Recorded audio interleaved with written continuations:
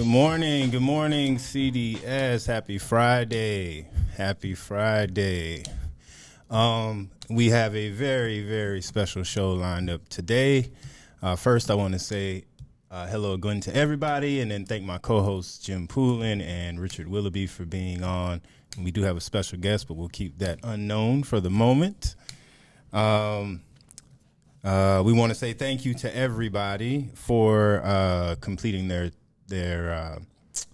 requirement from IIT. I was going to have Richard kind of touch on the status of that and kind of add his 2 cents to that. So, Richard. Here's my 2 cents for whatever it's worth. Like Bouchon said, thank you all for fulfilling the requirement of the 2-factor for your Google accounts. We got a little feedback. I wanted to address some individuals were saying that it's an inconvenience and it's a worrisome event that they can't do it as seamlessly as they want to. They just want to get in, check their emails, send out the information they want, and get to their lessons. Well, security is a very important thing to the school. Some individuals on this campus are handling sensitive information, student information, some financial information, and the like. And analogy that I want to bring to the school's attention that I think we can relate to is think of it as you're going home and the 2-factor, you use your key to get in your front door or you open your garage door. Mm-hmm. How many of you may or may not have an alarm system that as soon as you open the perimeter door, you have to enter a PIN? Now, we don't think anything of that, but that additional layer of security is somewhat of an inconvenience as far as your time. You can't, go right to your children or your dog that is begging for love and attention and petting. So with security, I just want to keep everybody in check with you have to sacrifice a little convenience in your lives. So thank you so much for those that all achieved the goal that we set out. And even though it's a slight inconvenience, just rest assured that your students and the school's information is a little safer. Yes. So thank you to everybody for doing that. We did have some, I don't want to say stragglers, but last minutes, but we went in and took care of them, and you guys definitely came through and complied, and we're appreciative of that. Is it okay, Richard, if people have any security questions, can they email you directly or come by and talk to you directly with any questions that they may have? Absolutely. I'm always here, open to feedback or questions, concerns. Maybe we can come up with something that's more suitable to your lifestyle or time crunch that you may or may not have. So definitely. Yeah. Awesome. Thank you for the hand clap. So today's episode actually is going to be on kind of a different scale for us. I guess the main topic, if we had a main topic, is what is the impact of technology for teachers? And so kind of believe that technology enables teachers to improve their teaching methods and tailor learning for their students. Schools profit from technology by lowering the costs of physical teaching materials, increasing the efficiency of educational programs, and maximizing teacher time, which is essentially the goal, hopefully, of technology. So with that, we do have a special guest in the building today who I think is pretty tech savvy. She helped me with a technical issue actually when I first started here at CDS when we were having an event, and I was staring at the soundboard like what to do, and I specifically remember her coming over and like pressing 2 buttons and then resolving the issue, and that's a true story. So this person who is joining us today has been in the Tampa area almost her whole life, I guess. But we'll find that out. She is finishing up her 13th year of teaching, where 4 of those years have been here at CDS. She actually lived out of the country as well for some time as well, and then she has a husband and 2 daughters, ages 2 and 5. So who are we talking about today? Miss Stephanie Rodriguez. So, Thanks for having me on, welcome to the show. Welcome I to the appreciate show. it. Yes. So, Miss Rodriguez has definitely impressed us here this morning. She was here early before the show started. She's been patient with us as That we've is been a first, by adjusting. the way. I'm never early for anything. So we are definitely grateful to have you here with us today. Thank you. Thank you. I really am, it's my first podcast I've ever been on before. So Awesome. Awesome. You know. Awesome. This is our 2nd episode, so we're all moving forward and learning together, but I think we're doing a great job. So what is your life like in the classroom every day? Like give us your typical day from the time you get in to the time you leave. What does that look like for you every day? Okay. Well, first of all, we got to take out the word typical because Okay. I think Yes. any teacher could agree that there is no definition of typical that fits Okay. in a classroom setting. But I think that's also what makes teaching such a fun job, such an enjoyable job. But essentially, I have 2 little kids. They go to the ECC. Okay. Have had a wonderful experience with their kind of starting their education here at CDS. But mornings are a bit chaotic, trying to get them ready, myself ready, out the door, here, getting them to the bus, welcoming my students into the classroom. But in terms of a normal school day, right, we have our subject areas laid out at specific time frames, specials, lunch, all that. But here being like, in a cross-divisional school in terms of elementary, middle, high school, I do think it's super important for teachers here to understand that that's a very different dynamic than just if we were in elementary school, because there's a lot more flexibility that we have to have, in terms of like the all-school pep rallies that we have, or, if there's like the personal projects that the 10th graders did, visiting those. So throughout the year, there are a lot of hiccups in the schedule. And definitely for elementary, like trying to keep that consistency is super important for the kids. Yeah. But things come up every single day. We're in the midst of exhibition right now in 5th grade, which is the kids ending their PYP program in elementary. So that is not as organized, right, as like kind of going into like these traditional subject areas. But it's beautiful. It's the beautiful in midst of all the chaos. So Awesome. I always say teachers have to have a lot of patience to deal with elementary kids because they're all over the place. They're just full of energy, and they're supposed to be like that, And so I always big shout out to all the teachers who are in elementary because it takes a lot all the time. But we're definitely grateful for you guys. I was always afraid of the bodily fluid potential in elementary, so I could never join elementary. listen, I can handle any bodily fluid. Yes. Except for any type of mucus. Any type. Eye boogers, nose boogers. I can't do it. Can't do it. I can handle bloody noses is probably the most common in elementary. Until you said boogers, I was going to sip out my coffee, but I'm trying. Well, Awesome. Oh, yeah. So let's talk about technology for a little bit. Absolutely. So what are your steps? What does Miss Rodriguez do when she has an issue, either before a class or in the middle of a class, and you're about to submit that ticket to IT? What is your process before you submit the ticket to IT?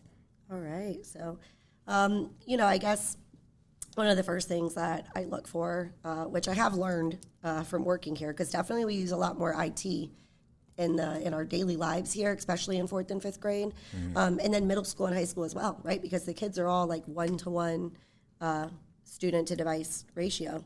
So the first thing I think that I do is, we have a lot of cords, that we still use to plug in for the projector, for the dock cameras, for the charging ports, things like that. So the first thing I do is I just make sure all the cords are secure, right? Because sometimes a loose connection, it's as easy as just tightening that and boom, you're good to go. Another thing I do is like sometimes, I could say like my battery on my computer is running low. I just plug it in the charger, right? I don't ever let my computer turn off. I think that was brought up. You guys maybe made a comment about that last week, or you got to let your devices go to sleep and rest. So sometimes even restarting your device takes care of issues.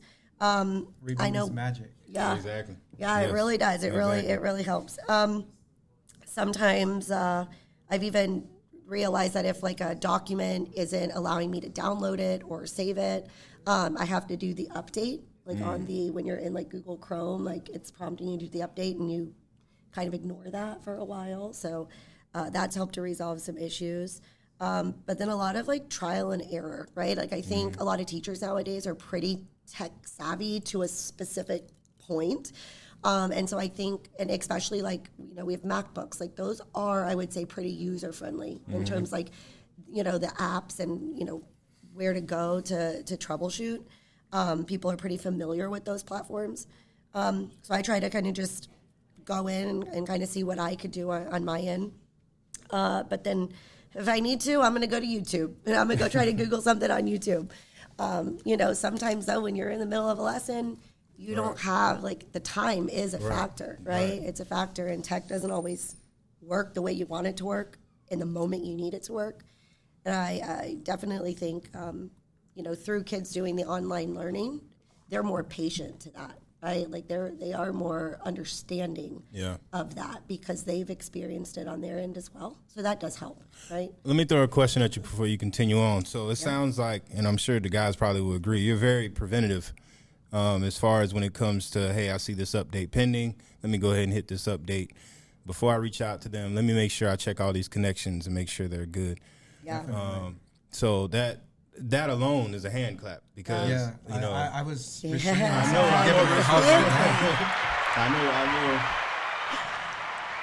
I know Rich was thinking the same thing because that's amazing to hear. Because I'm going to say everybody is not like that. I think probably everybody's goal is to be like that as far as from a teacher standpoint. But all that could be tied into what another thing you said, hey, I'm in the middle of a lesson. I really don't have that time, So is that, so before you reach, let's say you're in the middle of a lesson, you're not going to do all that troubleshooting during that time, right? You're just going to reach out to IT, say, hey, look, this is what I need. Or will you still do that? Will you still do those steps on your own? Yeah. I mean, I would say me, right? I would check cords, maybe restart the computer, some You're of doing those that on your things, own. right? A lot of the common issues I have is like when I'm trying to project my computer, the screen's not mirroring, right? Yeah. I know when we got the new MacBooks in elementary this year, the platform of the MacBook was a little bit different. So I did have to reach out to IT in order to help me like figure out where that was. But then once I'm shown once, I guess I'm kind of in that generation, like I kind of grew up with technology. Right. So you show me something once, or I kind of remember how to get there for all the future times. Thank you for remembering. Yeah, you're welcome. But I think one thing's really important to understand is like, just like our student body's super differentiated, like so are teachers. And you have a lot of teachers that have been teaching for, quite a while, and they didn't grow up with technology. So they're not as comfortable with it. They're not as comfortable with troubleshooting.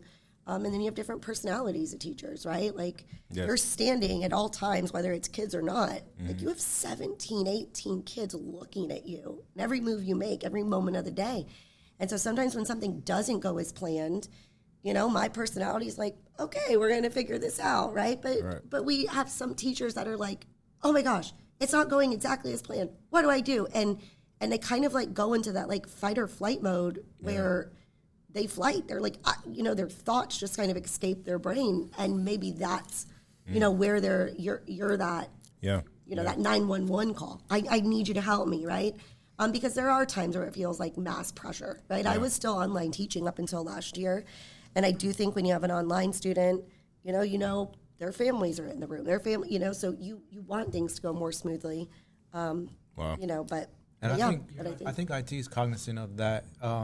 When things go awry, we have 1st through 12th on this campus, and depending on the grade you're teaching, your kids are going to feed off that anxiety or angst that you may project, and then also once you have a technical issue, there's also dealing with the maturity and attention span of our kids. So, you know, especially with you being in 5th grade, It's I have a little bit more time. Yeah, than, you know, a 1st grade or, you know, God forbid, up in middle school, high school. They're just going to tune out and do what they want to do anyways. But, yeah.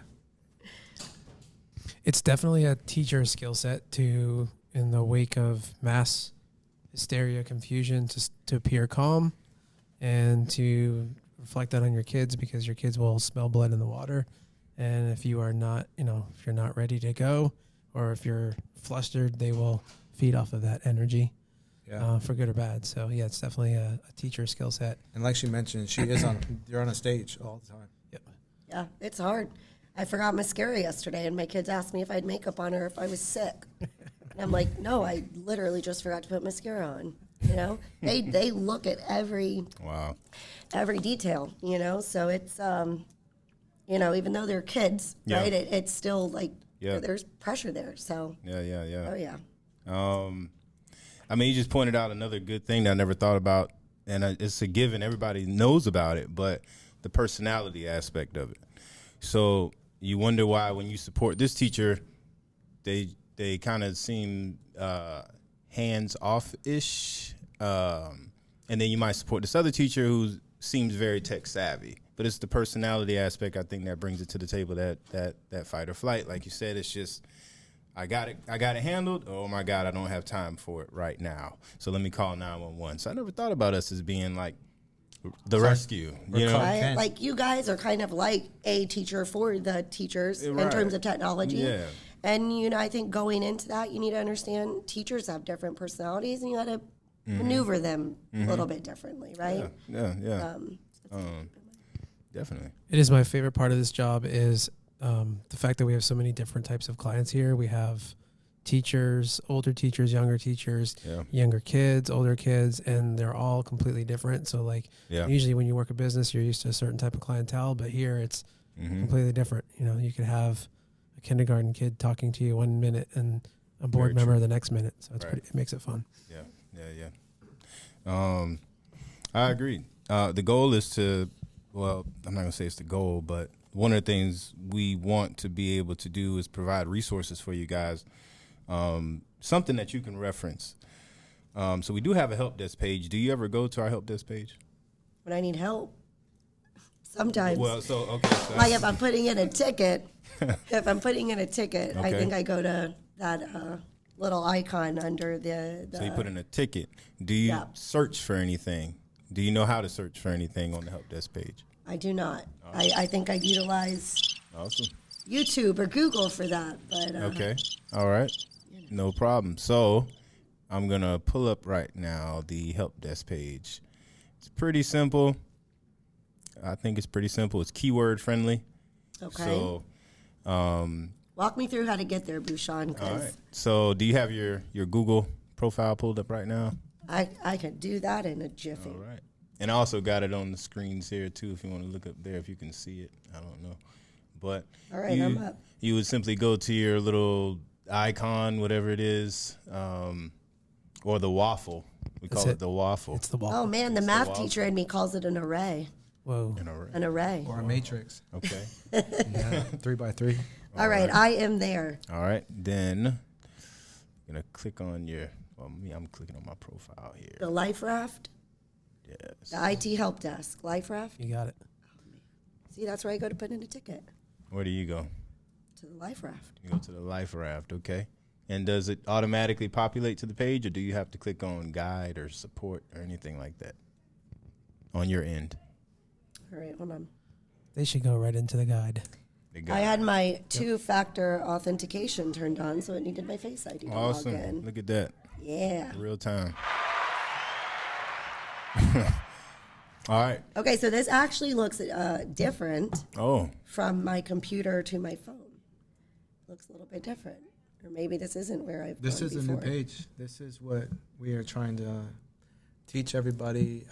Instead of going to YouTube or Google, which I applaud for you for doing, Definitely. but this may consolidate a lot of the noise in your results, and it's probably something more specific to what you're looking to resolve. A lot of the issues that we resolve, we actually produce articles, videos, things that it's just a resource that we want to provide to the faculty and staff to help alleviate some of that stress when you do encounter a common issue, as we deem. I know nothing seems common when you're in the moment, but a lot of them are pretty common and very simple fixes that you could find solutions to right here on the CDS Tech Lab page. Yeah. One thing I like to just say by clicking on some of these, something that I've really liked, like I know Jim Pullen, you've sent out quite a bit, but where, you know, if I'm in the middle of a class, I don't have the time to sit there and watch like a 10-minute video of how to do something. So a quick like reference where I could pull it up on my phone. I love like the visual aspect of how you have like screenshotted the steps I need to take. I think that's very helpful because it's something I could look at in like 2 seconds, where if you were showing me on like if you were like screen sharing or screen recording, Right. I don't really have like the ability to watch that in the middle of like my classroom. So you if I need to appreciate troubleshoot. articles with screenshots and kind Yeah, of one, two, 3 steps. Yeah, Take care of that's visual. So Got it. I think that's extremely helpful as well. I never knew this platform was formatted like this, but that's something pretty cool. I would, you know, I think like in terms of like creating something that you really want teachers to use, you got to give them time to look at it, right? You got to give them a carved out time of their day. So I would say I would love to see like some power hour time on the Wednesday mornings, maybe dedicated to just like, hey, you know, instead of us talking about things that could have been put out in an email, you know, take 10 minutes. Take 10 minutes and like go through and look at some of these articles that IFTF put out that maybe She's you dropping notice gems happening. right now. She's dropping gems. Oh man, you can edit that out if you want. It's cool. No, that's cool. that in there. But you know, I think sometimes there's a lot of like, to be honest, and I think I've heard, I have friends at different divisions. I know it's not just elementary. We have a lot of wonderful PD. But I do think sometimes, you know, things could have been put in an email, right? That is taking a majority amount of our time at Power Hour that, you know, I think this is something kind of useful, like asking teachers like, hey, here's 10 minutes of your Power Hour time. Like, go look through this. Yeah. And you mentioned during Power Hour, I know we've hosted a couple, seminars or help sessions here in the lab. So if you want to come by, I know we will be hosting probably more in the year to come. We are just still growing as a department. Bhushan and I are still fairly new. But in the late summer and next year, we can make an effort to host more. It's great that you have an interest for that because this is still a revamped website. We're still adding resources and cleaning it up a lot. But the fact that you gave us some positive feedback is kind of music to our ears because we definitely want to get this out there and make teachers aware that it is here. So hearing positive feedback from you initially in the first, glance, at a first glance, I think. I mean, something I too think would be extremely helpful is, what if, some of the common issues you're seeing or common like IT tickets you're seeing, like you guys put together just like a 5-minute like kind of like video and it's I think when something's in a routine is when you're going to get that efficiency factor, right? People are used to doing it. So where maybe like admins at every division know, hey guys, here's some of the common things we've been called about. Here's our little 5-minute video. That's what you're showing at Power Hour this week. It's a quick little thing that's done across divisions. It's like IT's Power Hour tip of the week. Getting that out. We'll get you to record that jingle for us there. Oh, really? Okay. The more you know. You gonna say something, Richard? I don't He's volunteering to do it. He's volunteering. No, we're doing it. It's a work in progress. Yeah. But I guess the only question: you mentioned kind of getting it out there, but is there a communication medium that you think would be the most effective from a faculty and staff perspective? Because we do want to get this out there, and we do make these videos or procedural, we call them, I think they're articles, and we do take screenshots and try to make it as simple as possible, but we don't always get it to in front of their eyes when they need it. So what do you think the best way to get this out there? Because since we've started, we had some videos that we've made exactly like you described, a couple minute video on how to clear cookies, for example. But even if we disseminate it, I think it's falling on deaf ears or blind eyes. So what do you recommend to get the information out to the staff the best way possible? Keep it short and sweet, number one. Get right down to the basics of it, short and sweet. And don't make videos that I guess are common knowledge, right? Like I know, Jim, you just put out something in terms of like the email, like the like that was a really cool piece of information. I think the information you put out to teachers needs to help make our technology life in the classroom more efficient, right? More efficient. Anything about the efficiency factor. Or like very common troubleshooting issues that like teachers typically can't figure out on their own. And I would say make the video no more than 5 minutes. And like I said, have it be a routine where, Wash, Maddox, and Wilson are like just, when you're meeting with your staff on Wednesdays for Power Hour, it's like in the routine of like, hey guys, we're going to start off with our 5-minute tech video of the week. And it's just put out, but it has to stay short and sweet. And something that teachers are actually going to be able to use, like I said, to make their tech lives in the classroom more efficient. Yeah. I like it, man. Thank you for that suggestion. I think it's a great idea, and I think it's a great way to slowly bring everybody up to speed. I think when it comes to tech and how to utilize it and the way that it can help you do your job as a teacher. So I think introducing that, maybe like you said, 5-minute video every week, Power Hour Wednesday, boom. Now you got a new skill set that you walked away with after Power Hour. So I think that's a great idea, and we will definitely look into that. And you can patent it after me too. For sure, we'll do that. The Rodriguez method. The Rodriguez method. So now you know about our help desk page. We also have a YouTube page as well. So our YouTube page has kind of similar content, playlists kind of formatted. So we have Schoology. You got like 12 videos about Schoology, and what else? We got Zoom on there. Google Workspace. Google Workspace. There, yep. Yeah, and we're going to be revamping that as well. So that is another resource. I heard you mention YouTube. Yeah. So that's now, is that available to parents? Is that open to teachers and parents? Because I would say a lot of the tech questions I also get is like if parents are struggling with something, especially in 4th and 5th when their child's going from not really using tech every single day, right? To now here I'm at a one-to-one device, my kids are at a one-to-one device, and where do they pull up their homework? Where do they check here? Where do they like? I think even like creating a YouTube page for parents where like I could just very quickly, if a parent's emailing me about a problem, I could say, here, like, go to the tech YouTube page, and there's a video about Schoology on there. There's a video about Google Classroom on there where they could watch it and they could become educated. I think the more people you have educated about the platforms you use, the better off, the easier everyone's life's going to be. Yeah. So. Now, on the help desk page, we do have it sectioned off. So we have staff resources, right? And then we also have in the middle of that parent resources.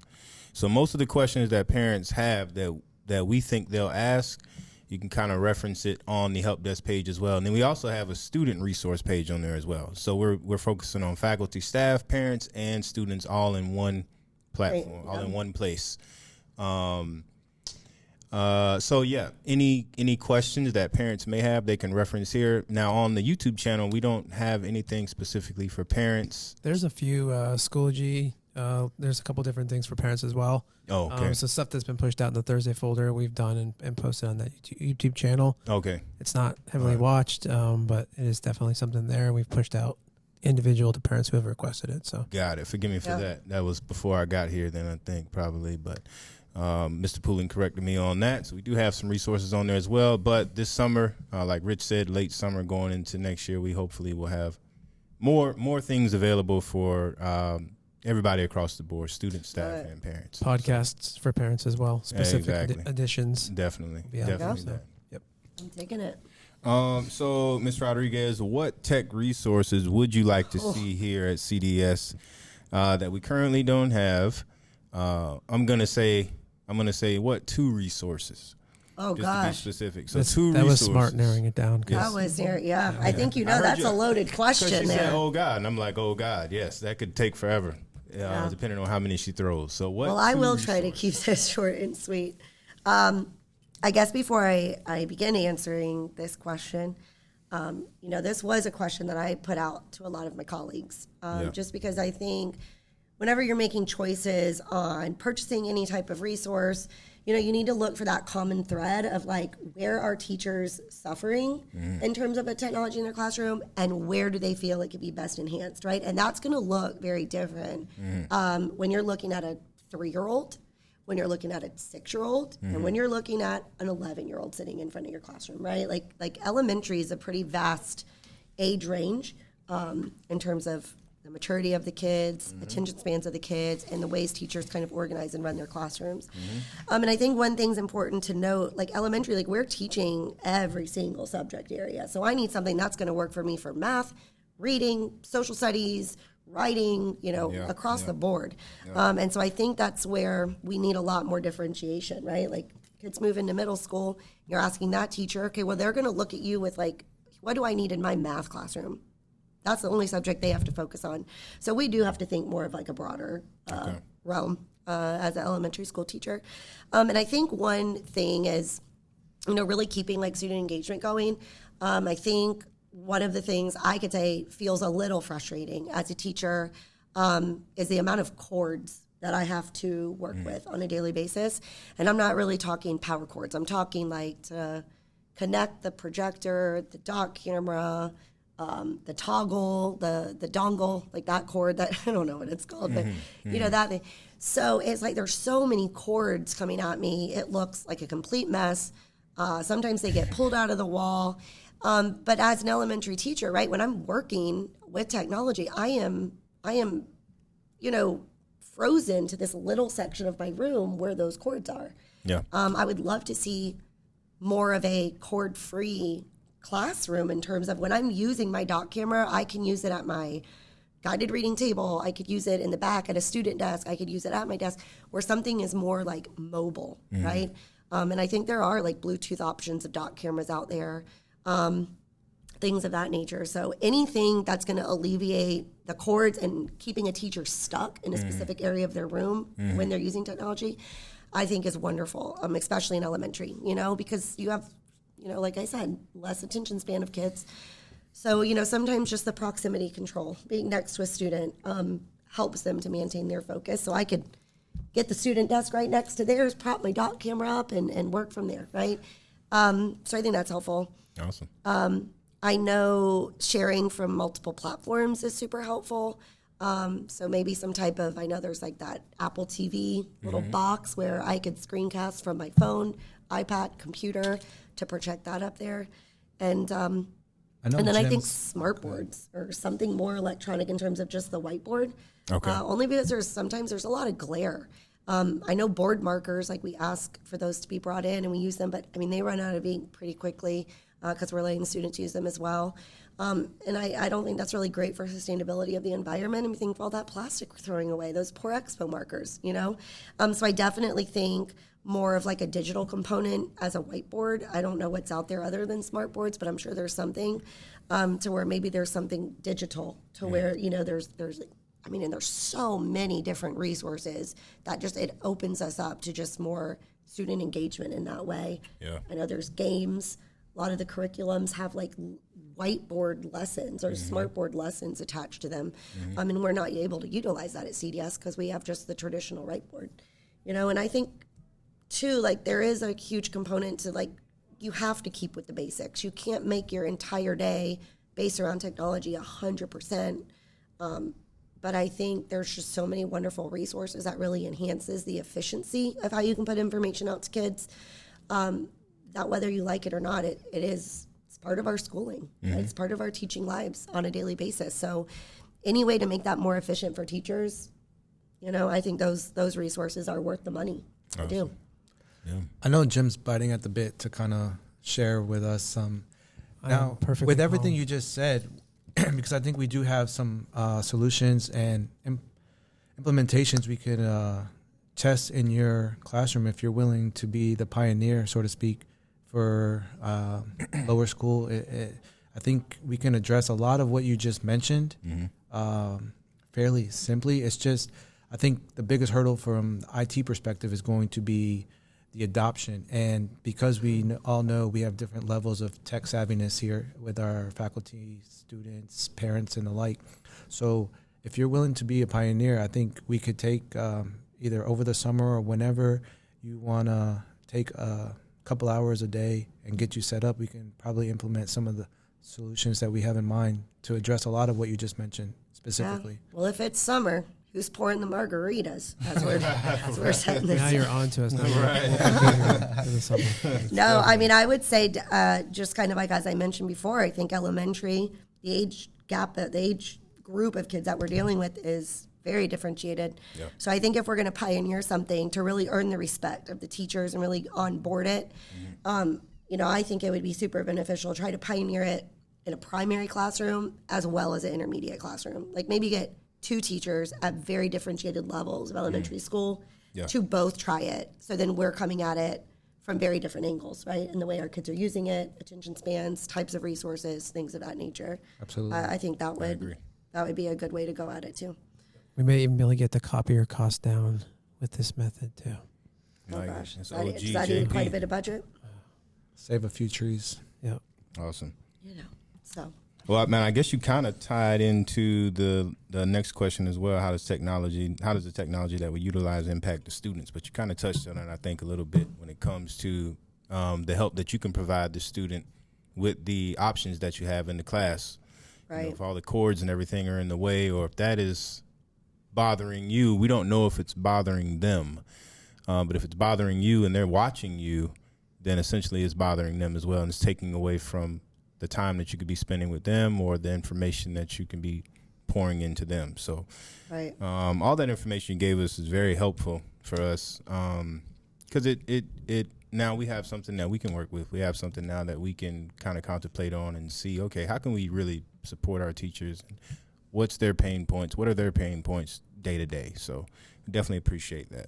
Yeah, absolutely. And I think too, I think one thing that's come up, in terms of the impacts of student learning when it comes to technology, I think one thing we see is in 4th and 5th, in middle school, high school too, the kids are bringing their own personal devices to school to use. Yeah. And I think, maybe middle school and here we go. Started. Don't get me started. But in middle school and high school, maybe more of the maturity is there they could balance it a little bit better. But I could say in elementary, those kids, they don't have that digital citizenship built up yet, and so I think that does pose some issues where as a teacher, that's their personal device. And as much as we say it, parents are still texting their kids in the middle of the school day, sending them memes. I've seen it with my own eyes. And it's as much as we put out, it's hello, be a parent, your kid's at school, let's respect that. Oh, wow. But I definitely think, if we move to maybe some cheaper device price points, that maybe having school-issued devices I would say especially, let's start it with elementary. I think those kids bringing their personal iPads from home, it's so easy for them to toggle back and forth. They're a lot more tech-savvy with an iPad than I ever will be. But I do think that's a very common theme that's been brought up in my 4 years here. They get off task really quickly with it. Yes. So. Man, go ahead, Jim. No, because this is going to be it'll probably be every single podcast rant of mine about school issued devices. So we'll just leave it there and let Ms. Rodriguez speak the truth. So. Oh, okay. Yeah, she's speaking. There we go. She's definitely speaking. I think that will ring true across, any teachers you're going to talk to. Yeah. It opens up, and you can't track it because it's a personal device. So as a school, as a teacher, you can't really use a lot of those monitoring softwares because, you're kind of impeding on, well, it's their personal property. Did Jim pay you off before you? Right. That's what it sounds like. I've heard no, this before. he didn't. I think that's kind of how a lot of teachers feel. It poses a bit of a distraction. And, I think as a school, if we really, I think here's my thing. We're a pretty esteemed private school, right, in Tampa, Florida. And when parents are paying a the tuition costs that they do to send their kids here, they're sending their kids to come here and go to school, not sit here and be on TikTok, not sit here and be on social media platforms secretly in the back of a classroom, right? And so what can we do as a school to ensure that we are, limiting that to their kids? And I think that's really important. I think a kid is only a kid. You can't ask them to have the maturity of an adult. They don't. They're still developing in a lot of ways. Right. So we need to limit, restrict in the ways that we can appropriately, right? And I think, school issue device seems like such a simple solution. I know cost-wise, that might be something we need to work out, but you purchase it, and it's good for quite a bit of years, so it's a chunk of cost that might be there up front, but I think it's really necessary. I truly do. Yeah, she's this is not church, but she's preaching. Sorry, I didn't mean to get on my high horse there. And I wish I had like a sound effect that went with that. We need that. Yeah. No, I think it's good, and it's also good, and I think all three of us can agree. Like that's a common conversation among us a lot, but it's different when it comes from a teacher. Yeah. It makes a bigger statement when it comes from a teacher. You guys are hands-on. You guys are in the battlefield, and we're supporting you in the field. Sure. And I can't even imagine, we don't allow cell phones in elementary, but I know in middle school, they're more prevalent. And I, being a fifth grade teacher, I have a lot of middle schoolers coming back and visiting me, and I hear things here and there, and it just seems like it's a lot. I don't envy those middle school teachers at all. It seems like it is a lot heavier of a load of them to handle.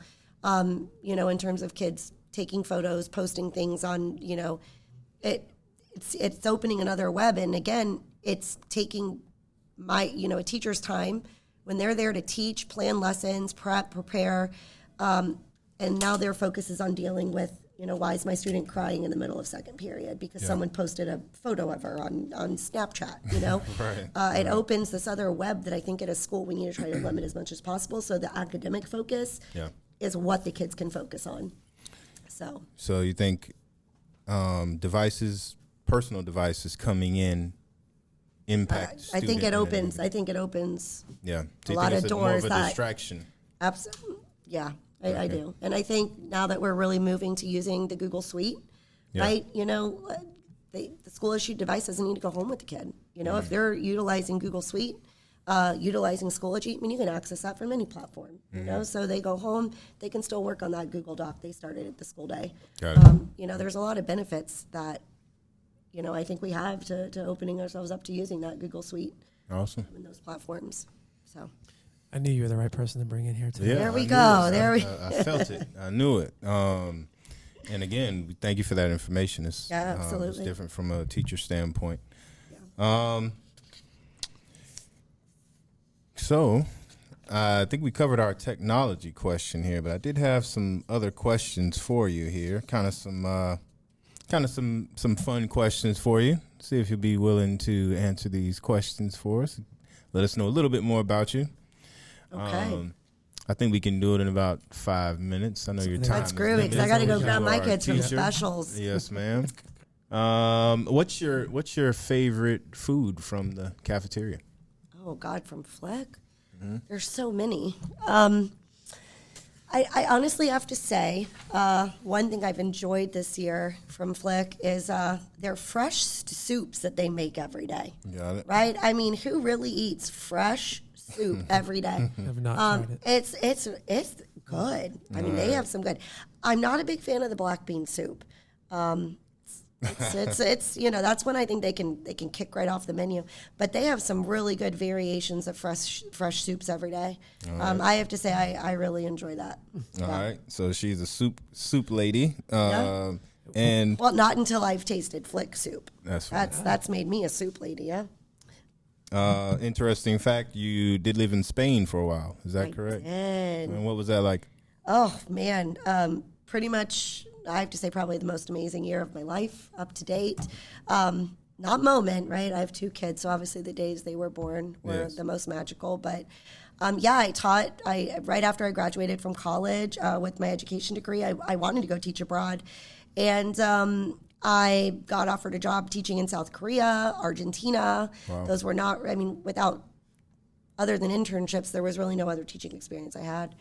So I didn't really get to those desired locations. Everyone wants to go, backpacking in Europe when you graduate college. And so that's where I was really kind of looking to go. And so I started teaching. I taught for 3 years in Hillsborough County. And after 3 years, I said, I still have this itch. So I actually applied and got a job teaching at a school in Kuwait, an all-girls school in Kuwait. Wow. And my parents freaked out. It was so far. I'd never really been abroad. I think the cultural and lifestyle differences are quite vast of those that I've experienced here in my life. And not saying anything negative about Kuwait, but my parents were like, look, we'll buy you a ticket anywhere else in the world you want to go. Like, just go somewhere where it's, not going to be such a big transition for you. Yeah. And I chose Spain. I chose Spain, and I went there, and I got a job teaching at an English academy, and it was an absolute amazing experience. I lived in Sevilla, so it was a large enough town to where you don't get bored. There's a lot going on, but it's a small enough town where, I woke up, I walked to work every day. Wow. You go to the panaderia and you get your fresh bread, and you go to the supermarket and you get your groceries for the day. I walked and rode a bicycle the whole year, didn't drive a car for an entire year. So it was a very different dynamic than that I have here. It's pretty magical. It's a pretty magical place. Yeah. That's amazing. Last question, because I know your time is precious. So here's what I notice when I walk into your class. A lot of students admire you, right? Oh, you can that's tell. nice to say. Yeah, you can tell, right? How do you make those connections with the students? Like, how do you get a student to look at you like that? It's like a two-part question. How do you get your students to admire you? And then how do you want your students, or how do you think your students will remember you, Ms. Rodriguez, as their teacher? Right. So I guess, I don't know, that two-factor authentication, right? It's like that double layer. I think, as a teacher, like one thing, I do is I try to make like those strong, I would say that I'm a fun teacher, but I'm a strict teacher also, right? And I don't know, Jim Pullen can speak to part of this. I taught his son Jackson when he was in 5th grade, that I think when you as a classroom set those expectations, but I don't think those expectations need to come from me, right? So one thing in the beginning of the year is giving the kids a voice in the way they run the classroom. But I think that also goes a lot with my personality. Like, I'm very flexible, right? So I don't have these like pre-packaged expectations walking into my classroom, group after group after group of kids that come in year after year. And they kind of come up with their own ways that they feel builds the most positive classroom environment for them. And then throughout the year, I ask the kids to create goals. They're focused on goals, and we use our approaches to learning to really construct those goals. But I let them give me a goal too. Right? They're not afraid, in a very safe and respectable way. When I'm sitting there and I'm asking, hey, you need to be, more organized, and you need to make sure you have your homework done on time. Okay, well, I'm a teacher, but I'm also a human being, and I am not perfect by any means. And I don't have perfect teaching days every single day, right? None of us do. And the kids see that. So why aren't they able to give me things they want me to work on to help enhance the classroom environment as well? And this year I said, okay, so I've asked you guys to set goals. What do you think my goals need to be? What you've been with me for a month now. What do you want me to work on? Wow. And literally their jaws were just dropped to the floor. They're like, you want me to tell you what you need to work on? I'm like, absolutely. You need that two-way communication. And I don't think all teachers are comfortable having those open doors. Goes a long way. Yeah. So I think that earns, the respect, the respect. And there's days where sometimes I'll raise my voice or get a little too, intense with redirecting someone. But I think going back in front of the class and saying, like, look, guys, yesterday when you guys were acting like this, I acted like this. And, I should have just taken a minute and handled that a little differently. Yeah. I don't think a lot of kids are used to teachers approaching that. And I think, I look at myself as a human. I'm not perfect by any means. Yeah. But I think part of like what we preach at CDS is like creating lifelong learners. Yeah. And I think when we say that, we only focus on the academic aspect of creating a lifelong learner. But kids are also at school to learn social learning skills as well, as are teachers, Yeah. And I think we're all lifelong learners in the social component of life, behavioral component of life, Yeah. as well as the academic component of life. And I think they need to see all of that. Awesome. I do. Awesome. I think that's great. It sounds like you're transparent to a degree with students, and you empower them to speak their mind and also set an expectation for you. So it's a two-way expectation. You expect from them, and they expect from you, and you guys grow together. So I think that's awesome. Absolutely. So thank you for everything you do here at CDS. Yes, thank you. Yeah. Ms. Rodriguez has taken precious time to come and be with us today. Let's give her a hand clap. No, this was and great. Thank you so much for having me, Thank guys. you for coming. Thank you.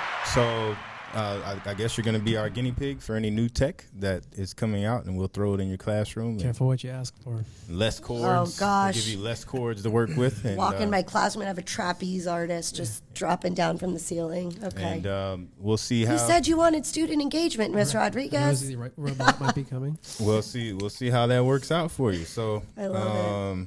Did Jim or Rich, you guys have any last minute questions for Ms. Rodriguez or anything?